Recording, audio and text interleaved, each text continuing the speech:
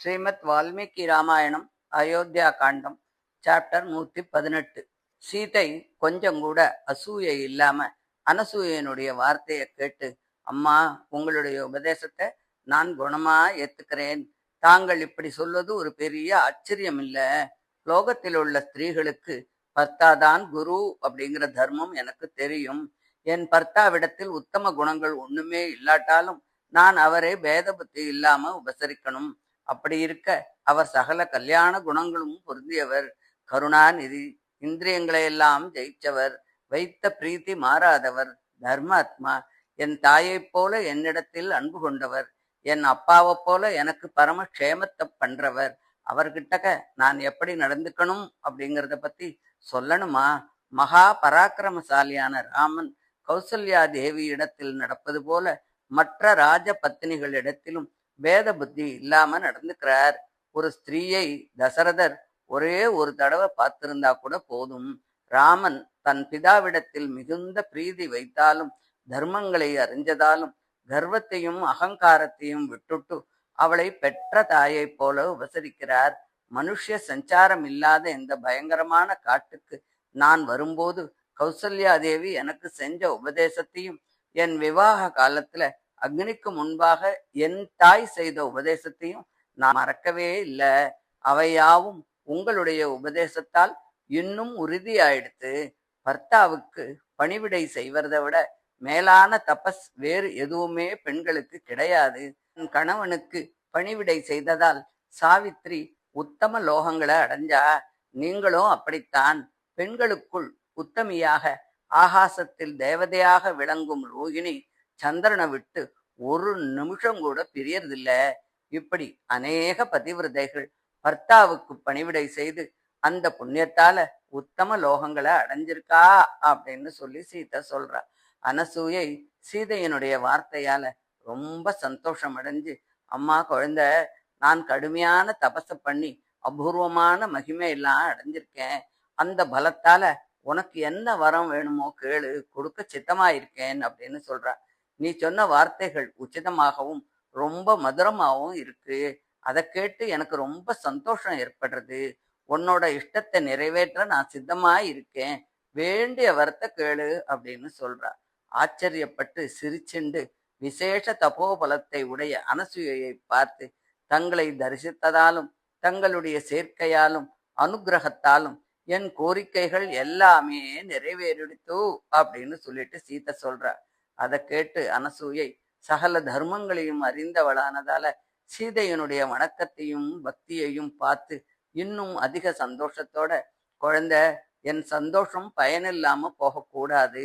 இதோ பாரு, இந்த உத்தமமான மாலையும் ஆடையும் ஆபரணங்களும் பரிமள திரவியங்களும் சந்தனமும் உனக்கு தகுந்தவை.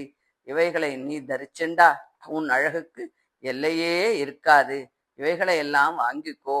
இவைகளின் காந்தியும் பரிமளமும் அழகும் ஒரு நாளும் குறையவே குறையாது.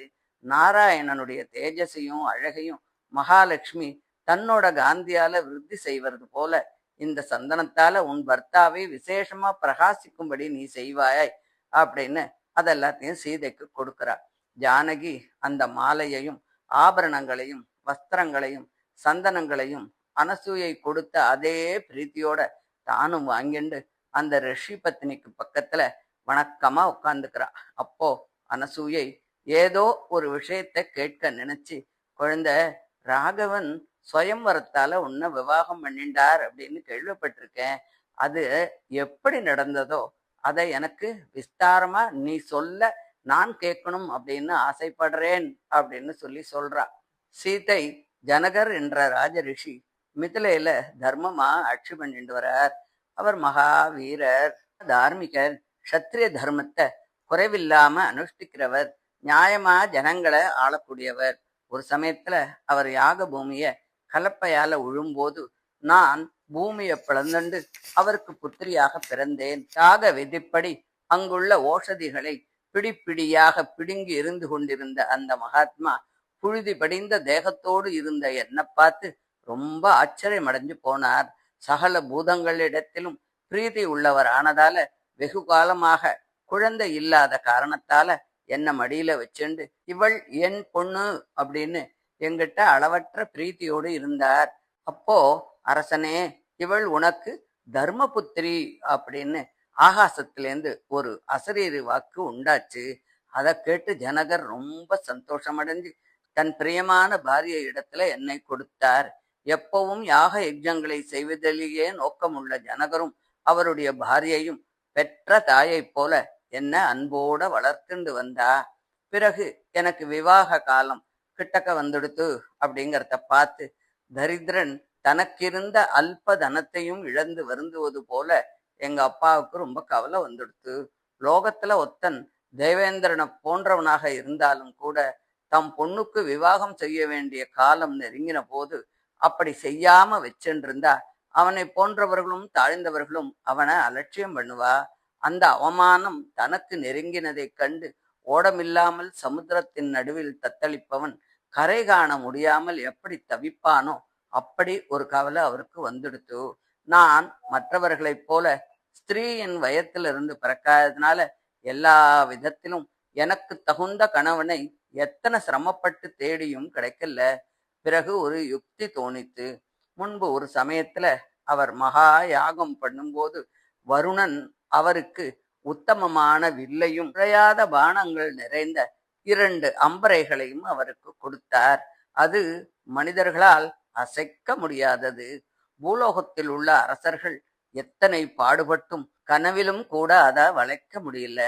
பிறகு சத்தியவானான என் பிதா அரசர்களை வரவழைச்சு, ராஜசிரேஷ்டர்களே, இந்த வில்லை எடுத்து வளைத்து நானேற்றுகிறவருக்கு என் புத்திரிய பாரியையா கொடுக்கிறேன், இது சத்தியம் அப்படின்னு சொன்னார். பர்வதத்தை போன்ற அந்த வில்லை பார்த்து அங்கே வந்திருந்த அரசர்கள் அனைவரும் அதை அசைக்க கூட முடியாம அதுக்கு நமஸ்காரம் பண்ணிட்டு போயிட்டா.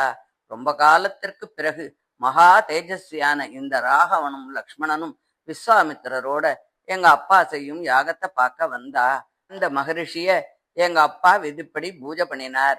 அதுக்கப்புறம் விஸ்வாமித்திரர் எங்க அப்பாவை பார்த்து, இதோ இருக்கும் ராம லக்ஷ்மணர்கள் தசரத சக்கரவர்த்தியோட குமாரர்கள், உங்ககிட்ட இருக்கிற சிரேஷ்டமான வில்ல பாக்குறதுக்காக வந்திருக்கா.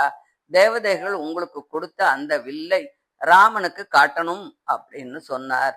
அந்த வில்லை ராஜசபைக்கு கொண்டு வந்தா. அந்த மகாவீரன் அதை ஒரு க்ஷணத்துல எடுத்து வளைத்து நானேற்று இழுத்தார். வேகத்தால அது நடுவிலே ஒடிஞ்சு இடி விழுந்தது போல ஒரு சப்தத்தை உண்டாக்கித்து. அதுக்கப்புறம் எங்க அப்பா தான் செய்த பிரதிஜைப்படி கடத்துல ஜலத்தை எடுத்து ராமனுக்கு என்னை பாரியையா கொடுக்க போனார். அப்போ ராமன் அயோத்தியாதிபதியான தன் பிதாவுக்கு தெரிவித்து அவருடைய அனுமதியை பெறும் வரையில் அதுக்கு ஒத்துக்கல. உடனே ஜனகர் தசரத சக்கரவர்த்திக்கு மந்திரிகள் மூலமாக சொல்லி அனுப்பிச்சு அவரை அழைத்து மகா ஞானியான ராமனுக்கு என்னை விவாகம் பண்ணி கொடுத்தார். என் தங்கை ஊர்மிளையை லக்ஷ்மணன் பாணிகிரகம் பண்ணிண்டார். இப்படி அந்த ஸ்வயவரத்தில் நான் ராமனுக்கு கொடுக்கப்பட்டேன். வீர சிகாமணியான பர்த்தாவிடத்தில் எனக்கு பிரேமை ஒவ்வொரு க்ஷணத்திலும் வளர்ந்துட்டே இருக்கு அப்படின்னு சீதை சொன்னாள் அப்படின்னு சொல்லி இந்த 118வது அத்தியாயத்தை முடிக்கிறார். இதை தொடர்ந்து 119வது அத்தியாயத்தை அடுத்த ஆடியோவில் பார்க்கலாம். தேங்க்யூ.